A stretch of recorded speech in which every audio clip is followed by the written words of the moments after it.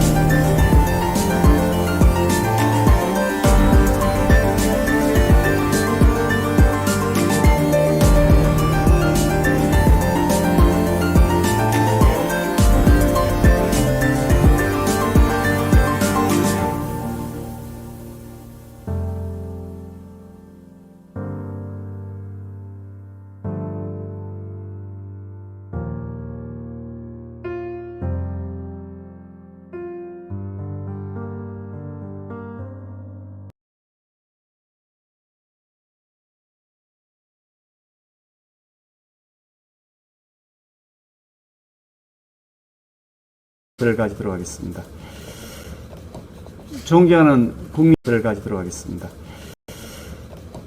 존경하는 국민 여러분, 그리고 언론인 여러분, 무소불위 집권 여당의 입법 폭주와 독선이 극에 달하고 있습니다. 자전거는 바퀴 두 개가 같이 굴러가야 제대로 작동되고 올바른 방향으로 갑니다. 그런데 지금 여당은 야당이라는 바퀴 없이 홀로 위태로운 고개 운전을 하고 있습니다. 정권 말기에 들어서자 국민의 알 권리, 헌법에 정해진 언론의 자유, 자유민주진영 국제사회 일원으로서의 기본적 가치 준수 등과 같이 반드시 지켜야 할 가치를 짓밟은 채 오로지 권력 비리를 감추고 정권에 대한 비판을 원천 차단하여 자신들의 권력을 유지하는 데에만 전념하고 있습니다. 청와대와 민주당의 검찰 장악, 경찰 장악, 법원 장악, 헌법재판소 장악, 국회 장악에 이어서 드디어 언론 장악까지 완성하게 되면 독재국가로 가는 최종 퍼즐이 완성되는 셈입니다.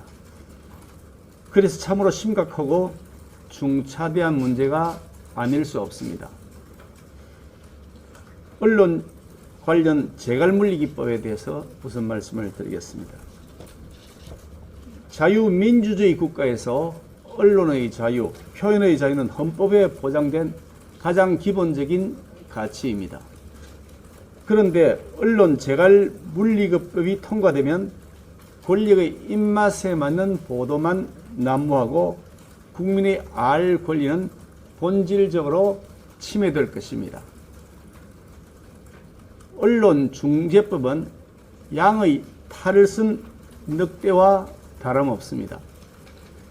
집권 여당이 겉으로는 가짜뉴스를 없애겠다고 하지만 실제로는 언론에 대못질을 하겠다는 것입니다. 권력자들에게 불리한 보도는 무작정 가짜뉴스라고 우기고 그렇게 하면 통용될 수 있도록 법을 만들겠다는 것이기 때문입니다. 심지어 조국 씨는 법에 의한 유죄의 심판을 받고서도 피해자 코스프레를 하면서 가짜뉴스라고 주장하는데 만약 이번 언론 재갈법이 통과되면 앞으로 조국 관련 보도는 아예 원천 차단될 것입니다. 그래서 조국 지키기 법이라는 말이 나오는 것입니다. 문재인 정권 들어 가짜뉴스의 근원은 언론이 아니라 오히려 청와대였습니다. 백신 문제만 해도 정작 가짜뉴스와 허위사실을 유포한 것은 청와대였습니다. 주택 문제도 마찬가지입니다. 그런데도 스스로 반성하기는커녕 엉뚱하게도 자신들의 잘못에 대한 비판을 못하게 막겠다는 것입니다. 방귀 낀 뭐가 속낸다는 속담이 딱 어울리는 상황입니다. 오죽하면 세계신문협회, 국제언론인협회, 서울외신기자클럽 이사회가 우리나라의 언론 자유 위축을 우려한다는 입장 표명까지 했겠습니까? 대한민국이 그동안 피땀 흘려 쌓아놓았던 국가 이미지 그리고 자유 언론 환경을 국제적인 조롱거리로 만드는 역사적 반영행위가 아닐 수 없습니다. 위헌조항 투성이로서 헌법소원 심판이 제기될 경우 무효가 될 것임이 뻔합니다. 그 위헌성에 대해서 말씀드리겠습니다. 징벌적 손해배상은 우리 법제에서 일반적으로 인정되지 아니하는 제도입니다. 대법원은 외국 법원의 판결 집행과 관련하여 손해의 전보를 넘는 징벌적 손해배상은 대한민국의 선량한 풍속이나 사회 질서에 어긋나는 것이라고 판시한 바 있습니다. 징벌적 손해배상 제도는 민사법에서 형사적인 제재를 도입하여서 민사상 벌금을 매기는 성격의 제도로서 그에 따라 인정 요건이 매우 엄격하게 규정되어야 마땅한 것입니다.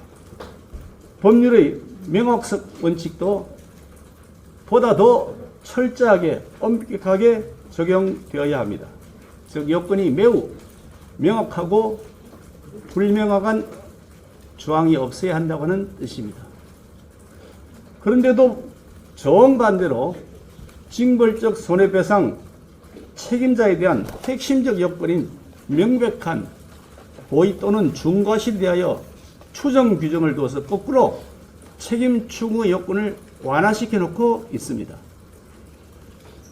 그 추정 규정의 사유를 얻은 4가지 중에서 보복, 반복으로 인한 피해의 가중, 회복하기 어려운 손해라고 하는 조항은 결과로 발생한 피해를 가지고서 행위 책임에 기속시키는 것으로서 결과인 피해가 행위 책임으로 귀속될 수는 없는 것입니다.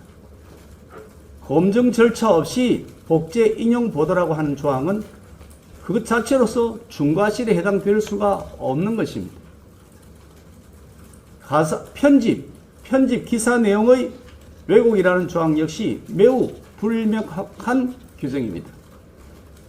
이처럼 일반 손해배상 책임보다 책임 추궁의 요건을 더 완화한 것은 민법상의 책임 원칙에 위반되고 언론 보도에 대하여 가중한 책임을 쉽게 추궁하여 언론 보도의 위축을 가져올 것이 명백하므로 표현의 자유의 침해로서 헌법 제21조 1항에 위반되어 위헌입니다.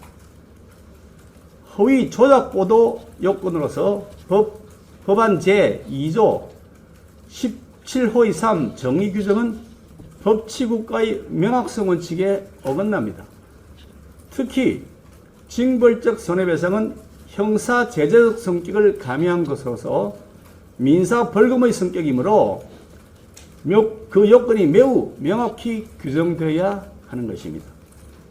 사실 오인하도록 조작한 정보라는 개념이 어떤 것인지 그 구체적인 책임 정도에 상하는 기준이 무엇인지 도저히 알 수 없도록 되어 있는 법안입니다.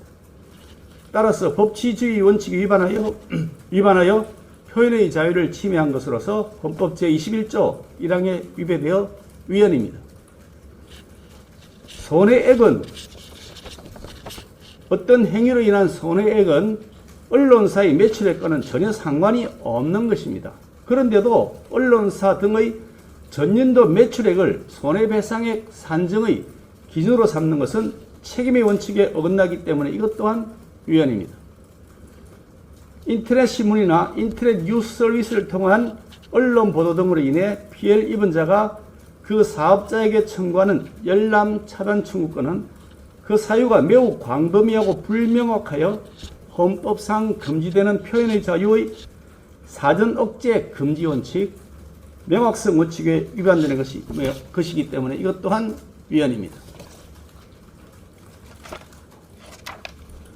이처럼 위헌임이 명백한 법안을 통과시킬 수는 없습니다. 대한민국 법률을 아니면 말고식으로 마구잡이로 통과시켜서는 아니 됩니다.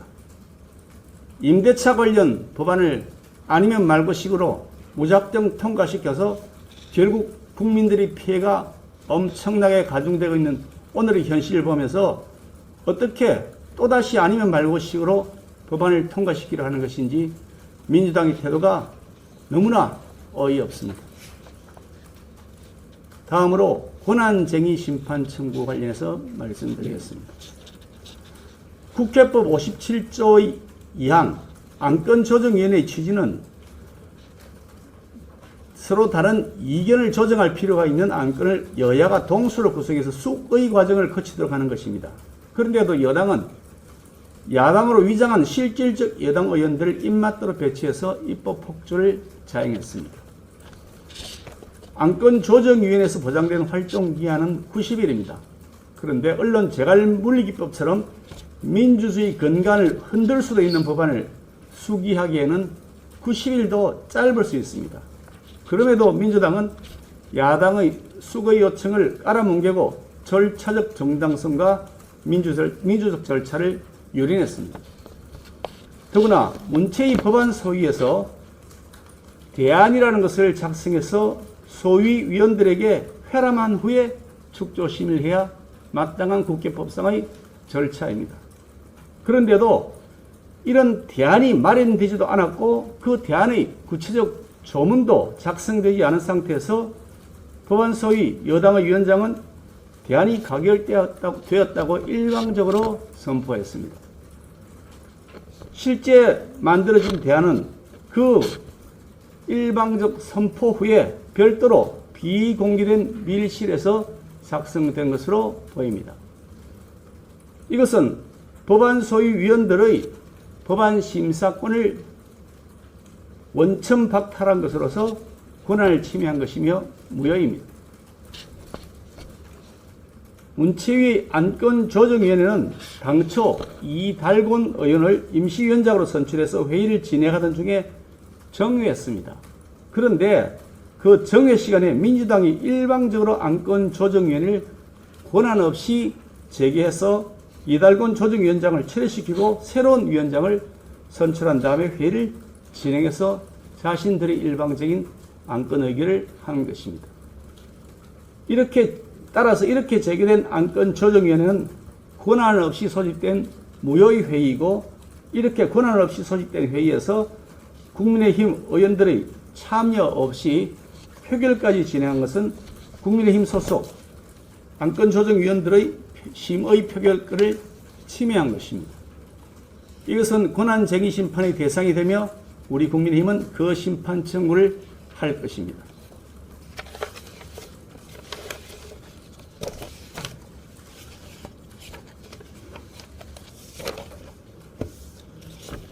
문재인 대통령의 그동안의 발언과 행동에 대해서 잠시 말씀드리겠습니다. 문재인 대통령은 야당 시절 언론의 자유를 보장하라고 줄기차게 외쳐왔습니다. 새정치민주연합의 문재인 대표 시절 취재원 보호법을 발의하였습니다.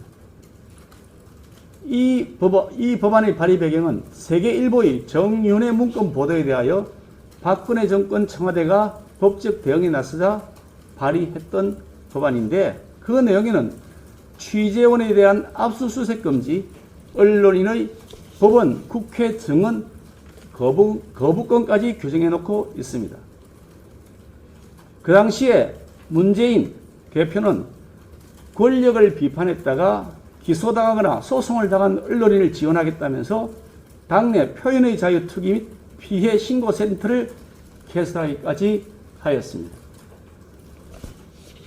문재인 대통령은 대통령 취임 이후인 2019년 9월 18일 국경 없는 기자회 접견에서 언론의 자유야말로 민주주의의 근간이라고 발언했습니다.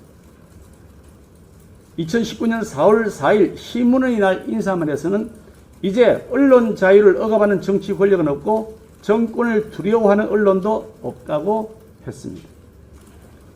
2012년 10월 5일 대선 후보로서 언론 민주주의 회복 선언 서약식에서 인사말을 하면서 문재인 후보는 이렇게 말했습니다.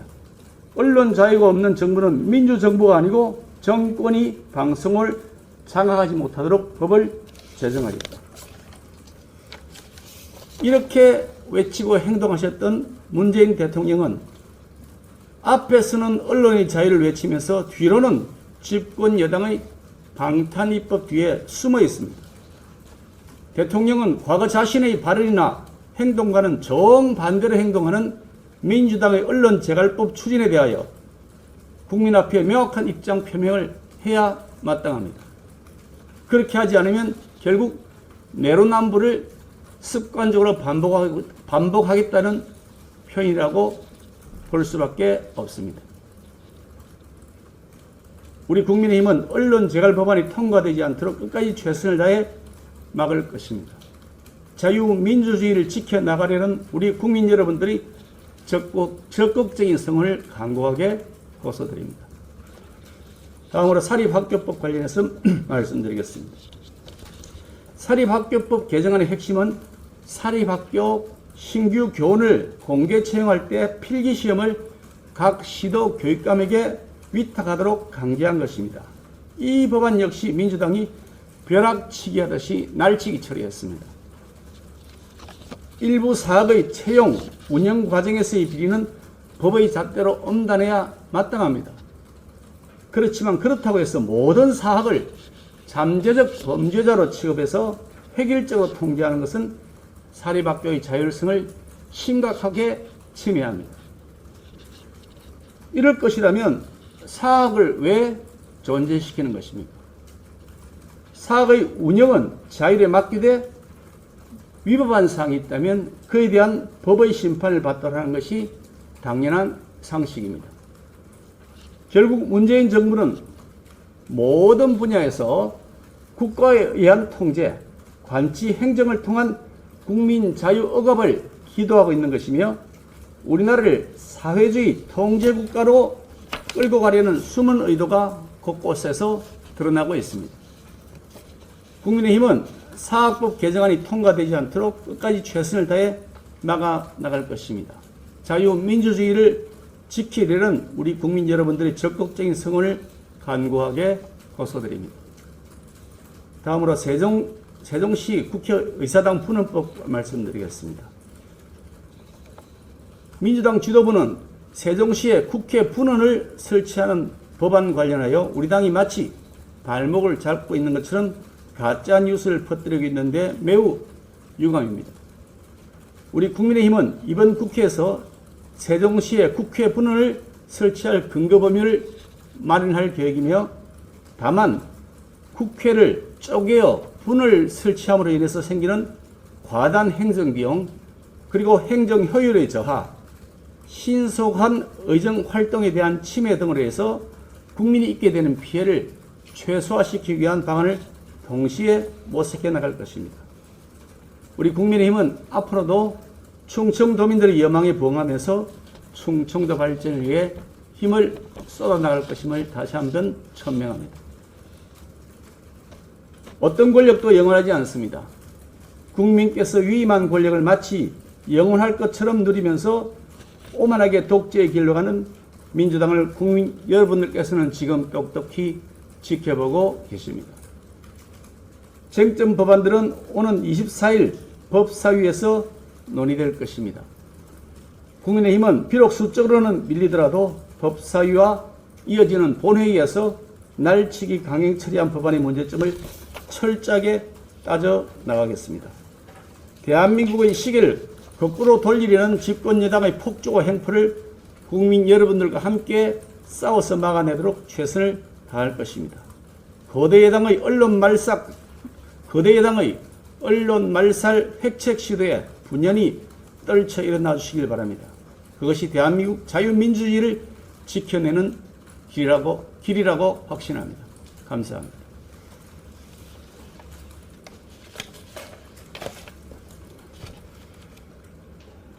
제 말씀을 마쳤고요. 혹시 질의 있으시면 답변 드리도록 하겠습니다. 예. 예.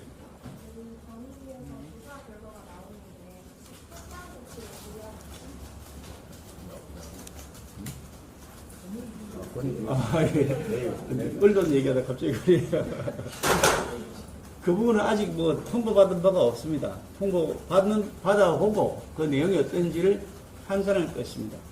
부당하거나 과도한 내용인지 또 한꺼번에 판단해 봐야 될 사안이라고 생각하는데 지금으로서는 뭐라고 답변드리기가 어려운 상태라고 생각합니다.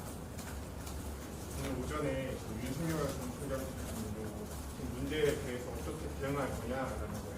개별 사건 통합 위원 소송 법적 투쟁 이런 얘기를 하시는데 당 차원에서도 이런 해결책 같은 거 소개하고 방금 제가 말씀드렸지 않습니까?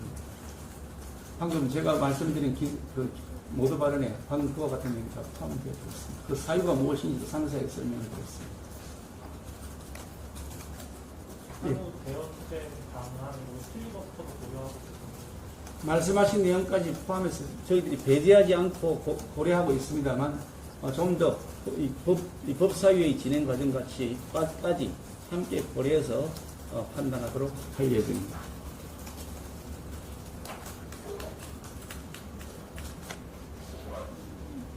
다른 질문 없으십니까? 권익위 질문이 나와서 그런데요. 부동산 의혹에 대해서 이제 뭐 결과가 나오면 민주당처럼 명단도 공개하실 건지 뭐 어떤 수준의 조치 당 대표는 오늘 또 공언한 대로 하겠다고 패브릭을 하셨더라고요. 무슨 내용 자체를 제가 잘 몰라서 아니 뭐 앞으로 어떻게 올지 아무것도 모르는데 뭐라고 사전에 전제해서 말씀드릴 사안은 아닌 것 같습니다.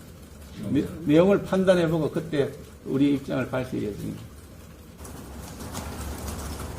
이상 우리 당에서 또 해외를 나오지만 언론이 답답하게 되는 얘기입니다.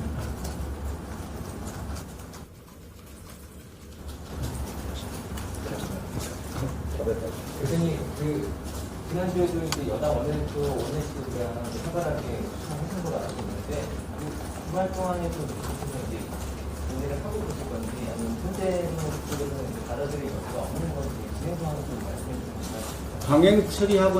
강행 처리하기 이전에는 강행 처리하면 안 된다는 의사를 명확하게 만나서도 표시하고, 그렇게 되면 국회가 엄청난 부담을 안게 될 것이다. 여당에게 분명히 우리는 끝까지 이 부분에 대해서 문제를 제기하고 반대할 것이다 라고 말씀드렸는데 강행 처리를 해버렸습니다. 그래서 지금은 그런 상태가 아니고 지금은 굉장히 서로 아주 이게 조금 관계가 지금 매우 어려워져 있는 상태에 있습니다. 그러면 만약에 이제 원소리 문제가 이제 이게 해외분이 나면 이게 국내에서 사무연장 문제라는 이런 영향이 있을 것 같아요. 지금 이게 미리 여러 가지 과정을 해서 전제해서 말씀드릴 수 있는 시점이 아닌 것 같습니다. 지금 매우 중요한 현안이 대두되어 있기 때문에 매우 중요한 현안 문제가 어떻게 진행되는지 봐가면서 모든 문제를 연계해서 판단할 수밖에 없을 것이라고 생각합니다. 권한쟁의 심판 청구는 좀 언제쯤에 사실 당장 법사위가 또 예정돼 있고 그게 돼야죠. 공포가 돼야 할 수 있잖아요. 법안이 공포가 되어야 할 수가 있잖아요. 예. 당선에서 하시는 거 외에도요, 오늘 최재형 후보님께서 후보들끼리 좀 연대해가지고 이 문제에 대응하자라고 말씀하셨는데, 다른 후보들과 나눠서 같이 협업해가지고 문제에 접촉을 대선 후보들이 이 문제에 대해서 관심을 가져야 될 사안이라고 저는 생각합니다. 단순하게 당의 문제라거나 혹은 자신의 문제가 아니라고 한다거나 하는 것은 바람직하지 않은 인식이라고 저는 보고 있습니다. 대선 후보들이 이 문제에 대해서 적극적으로 참여하고 그 국민들의 의사를 대변하기 위한 노력을 해야 된다. 헌법을 지켜야 하는 노력에 동참해야 된다는 생각을 가지고 있습니다.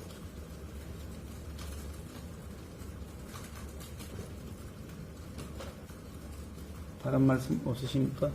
그러면 요양성 협의체이긴 한데요. 지금 언론중재법하고도 계속해서 일정이 좀 연관이 될까요? 당연히 연관이 되는 정도가 아니라 여야정 협의체라는 게 그야말로 서로 간의 대화 타협을 통해서 조정해 나간다고 하는 그것이 여야정 협의체 아닙니까? 야당을 완전히 무시하고 그냥 문의만 야당인 것처럼 하고 사진만 찍겠다고 하는 그런 형태의 여야정 협의체라고 여야정 협의체라고 할 수 없지 않겠습니까? 청와대와 여당이 기본적인 자세를 바꿔야만 협의가 진행될 수 있을 것이다. 그 전제 기반 자체가 현재는 완전히 유린되었다고 생각합니다.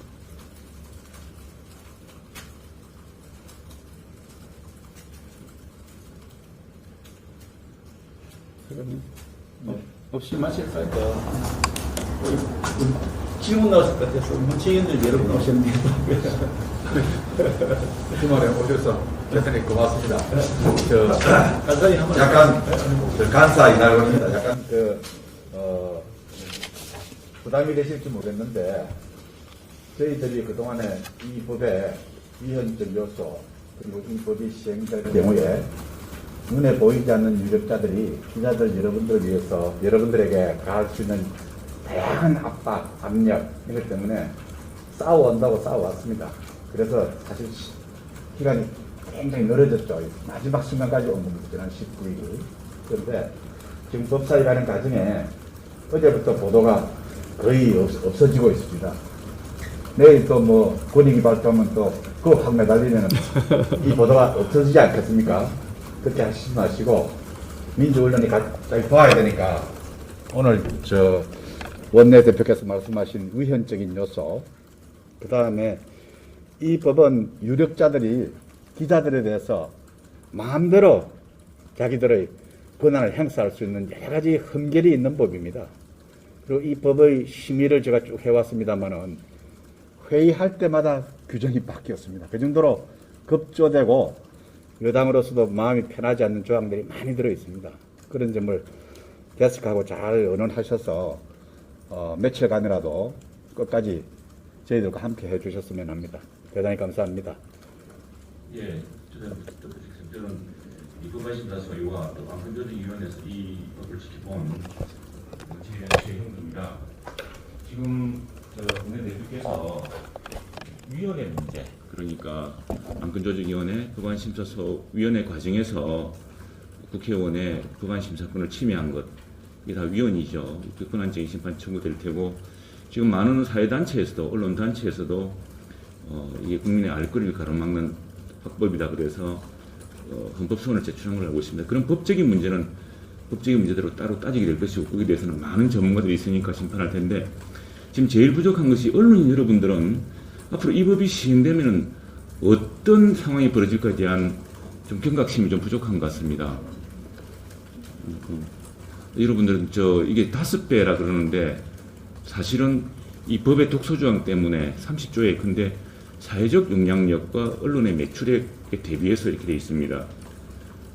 차라리 처음 되는 대로 1000분의 1, 10,000분의 1 같으면은 그 1조 회사라고 하더라도 그 기본 베이스를 예컨대 10억 정도로 할 수가 있지만 언론의 매출에 어느 정도 이것을 연동시킨다에 대한 규정도 없이 그냥 언론의 매출과 사회적 영향력이라고 되어 있습니다. 이 손해배상을 산정할 때 이것은 손해배상을 산정할 만한 뚜렷한 근거가 없을 때 그 근거로 삼기 위한 자료인데, 이렇게 될 경우에 우리 한국 헌법학회장을 지내고 또 이 언론관련법에서 학회장을 지내신 문재한 교수 같은 분은 실제로는 그 징벌적 배상 금액이 수십 배로 높아질 수 있을 거라고 지금 현재 법원에서 선고하고 있는 것보다 그렇게 얘기하고 있습니다. 왜냐하면은 만일 어떤 법의 어떤 보도에 대해서 실제로 이게 어느 정도 내가 손해를 입었다고 주장할 근거가 별로 없습니다. 뚜렷한 게 없는데 그걸 이 사람이 청구를 할 때 근데 여기 있는 MBC는 뭐 7천을 버니까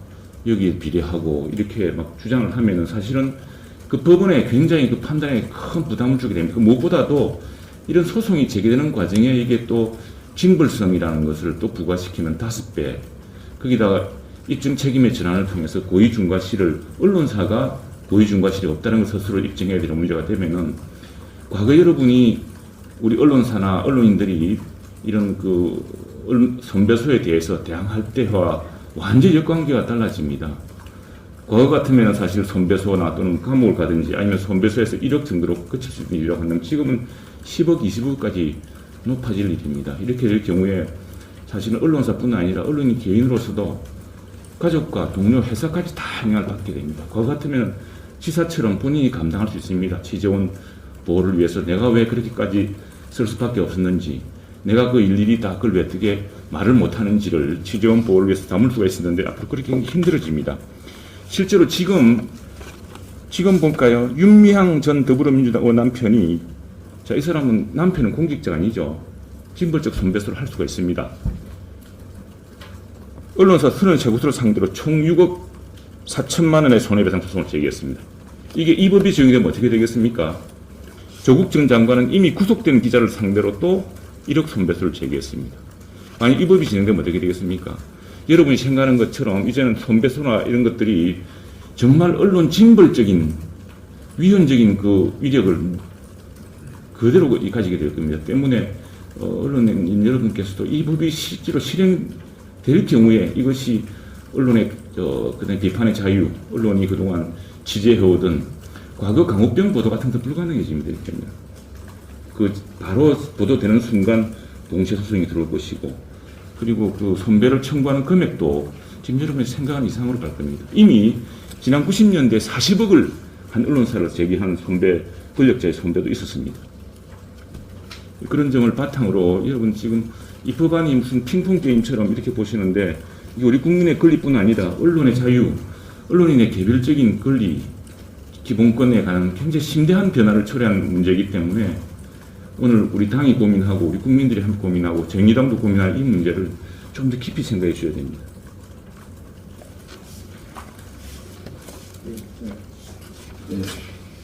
저는 문화실 방향이 말씀하신 소위 위원회 말씀하셨던 국민 김성수 의원입니다. 앞서 이 언론중재법 이번에 문체를 통과한 언론중재법의 위헌적인 요소에 대해서는 우리 원내대표께서 충분히 또 설명을 하셨고, 그리고 법안의 여러 가지 모호한 내용에 대해서도 일부 최영두 의원께서 이제 설명을 하셨습니다만은 이 법안에 통과된 내용들, 인터넷 열람 차단 청구라든지 징벌적인 손해배상과 관련된 여러 가지 요건과 관련된 규정들에 정말 법률적 용어로서는 있을 수가 없는 아주 추상적이고 모호한 용어들이 너무 많이 들어가 있습니다. 그래서 우리 기자 여러분들께서도 법안 내용을 꼼꼼하게 이렇게 읽어보셨을 테지만 자세히 이게 읽어보시면은 도대체 이게 청구 대상인지 또 청구 대상이 아닌지, 어떤 것이 징벌적 손해배상인지 또 아닌지가 정말 구분하기 어려운 것들이 한두 가지가 아닙니다. 그리고 구체적인 법의 시행과 관련해 가지고도 어떻게 이게 시행되는지에 대해서 상당히 의문점이 가는 부분들이 많습니다. 정정보도 청구와 관련해 가지고도 딱 형식과 분량을 일부 내용이 가짜 허위 뉴스일 경우에는 2분의 1 이상 하도록 되어 있는데, 이게 실질적으로 적용됐을 때 어떤 식으로 편집권에 이런 데 영향을 미칠지를 좀 상상하기가 쉽지 않습니다. 그리고 내용이 워낙 경미한 내용이 이제 허위의 사실이라 가지고 실제 2분의 1 분량을 만들어 가지고 정정 보도문을 만들기 어려울 경우에 중재나 조정 결정이 그와 상반되는 결정이 내렸을 경우에 그 조치를 어떻게 할 것인가, 이런 것들에 대해서도 제대로 방향성을 추측할 수 없게 돼 있고요.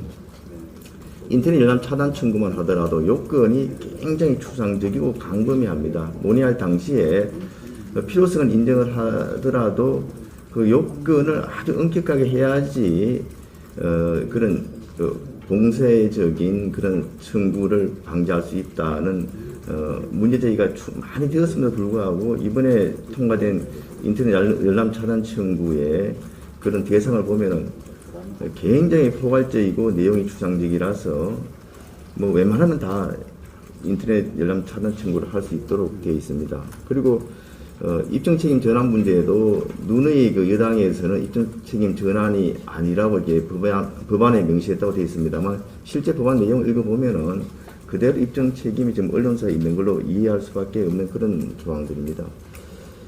그 밖에도 권력자라든지 대기업 등에 대해서 징벌적 손해배상 청구를 배제한다고 되어 있습니다만, 앞서 이제 최영두 의원도 일부 언급했습니다만 충분히 우회적으로 또 제기를 할 수 있고, 또 반면에 또 그런 공익적 목적에 대해서는 징벌적 손해배상 청구 대상에서 배제한다고 되어 있습니다만은 그 내용도 워낙 포괄적이기 때문에 앞서 말씀드린 것처럼 어떤 것이 징벌적 손해배상 청구의 대상인지 또 어떤 것이 제외되는 것인 일일이 법률적인 판단을 받아야지 알 수 있는 그런 상황들이 많기 때문에 말 그대로 코에 걸면 코걸이, 귀에 걸면 귀걸이 이렇게 자의적으로 소송이 제기되고 거기에 따라서 취재의 자유가 심각하게 제약을 받을 수밖에 없는 법안이 이 법안이다, 이렇게 좀 다시 한번 강조해서 말씀을 드립니다.